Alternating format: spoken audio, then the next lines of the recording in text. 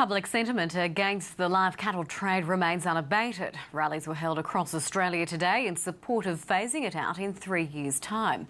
1,000 people flooded King George Square in Brisbane to put pressure on federal politicians who will be considering legislation to end the trade this week.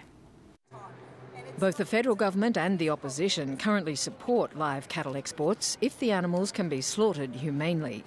But independent MPs Andrew Wilkie and Senator Nick Xenophon are proposing legislation that will phase it out completely in 3 years and strictly control it in the meantime. This first came up in the Senate committee report in 1985.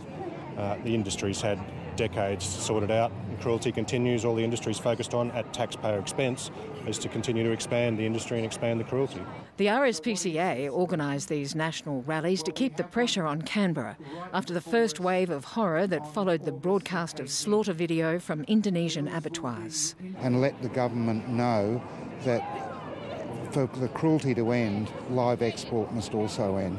If the number of people attending the rallies is an indication of public mood, in Brisbane it's only been building. Hundreds more today signed a petition calling on the federal government to act. When I first saw it on the television, I just couldn't sleep at nights for a long time. It just really disturbed me. Opponents of the trade say there are powerful economic arguments against it. They claim up to 10,000 jobs could be created in regional areas if Australia exported meat, not cattle. We know for a fact that when we process here in Australia, we add 20% more value, we generate more GDP, we generate a lot of jobs, and jobs in country Australia. Protesters have called on the Prime Minister to allow Labor MPs a conscience vote when the bill goes before Parliament next Thursday. Karen Berkman, ABC News.